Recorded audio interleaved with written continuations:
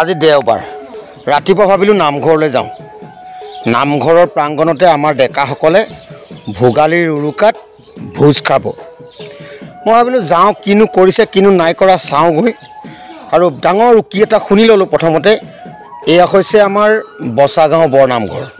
বচাগাঁও বৰনামঘৰ 115 বছৰীয়া এটি নামঘৰ, পুৰণি নামঘৰ।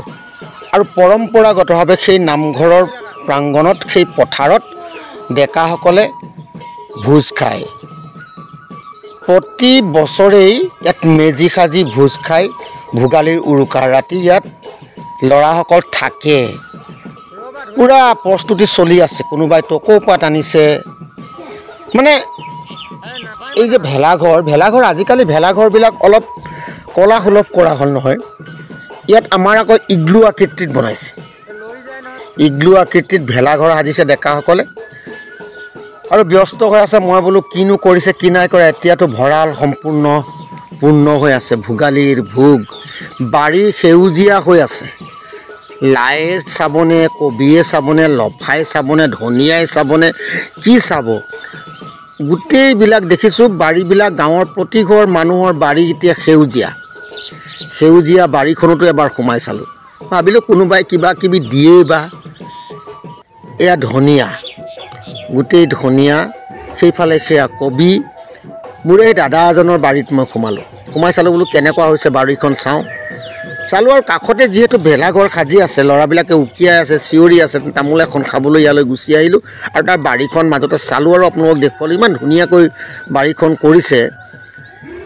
এইবিলাক মানে কৰ্মী মানুহৰ কাম। এইবিলাক মৰিচা, ৰঙা মৰিচা, খালোৱে বোলে ৰঙা মৰিচা।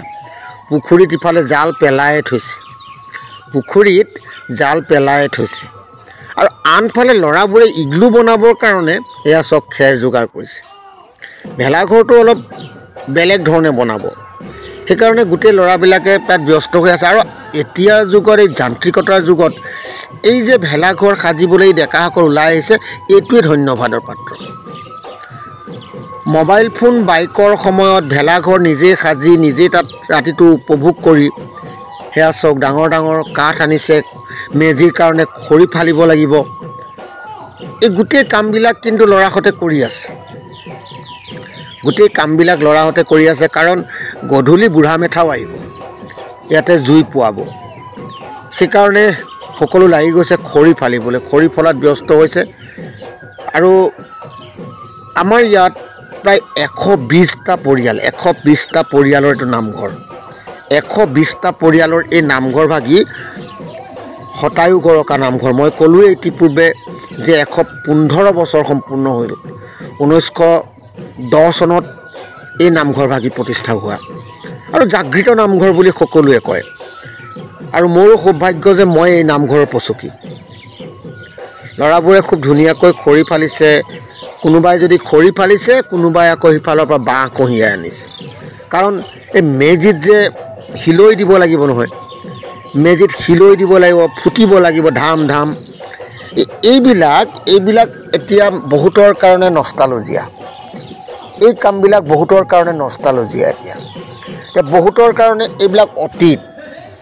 আৰু বহুতৰ কাৰণে যিবিলাকে হোটেলত পাৰ্টি কৰে, যিবিলাকে পেণ্ডেল পাৰ্টি মাতি আনি পাৰ্টি কৰে, তেওঁলোকৰ কাৰণে এইবিলাক বেকডেটেড ৱৰ্ক। কিন্তু এইবিলাক হ'ল আমাৰ শিপা।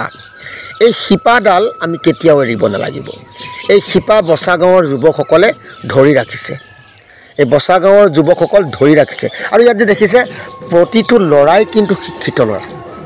ইয়াত প্ৰায়ভাগ ল'ৰাই স্নাতক ডিগ্ৰী সম্পূৰ্ণ কৰা, কোনোবাই চাকৰি কৰি আছে, কোনোবাই ব্যৱসায় কৰি আছে। এই ল'ৰাখিনি এই কামখিনি কৰিছে যে তেওঁলোকৰ পিছৰ প্ৰজন্মটোৱেও যাতে শিপাডাল এৰি নিদিয়ে।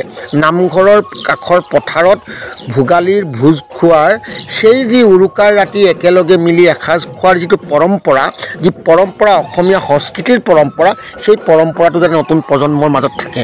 আৰু সেইকাৰণে তেওঁলোকে কৰিছে কি, এইবাৰ অকণমান নতুনত্ব দিবলৈ চেষ্টা কৰিছে ভেলাঘৰটো। আৰু পূৰা আনন্দ স্ফূৰ্তিৰ মাজেৰে সুন্দৰকৈ ভেলাঘৰটো নিৰ্মাণ কৰিছে। মই এবাৰ সোমাই চালোঁ, কিন্তু ভাল লাগিব। ঠাণ্ডাত ইমান ওপৰত খেৰ দি দিছে নহয়, উমাল হৈ থাকিব আচলতে।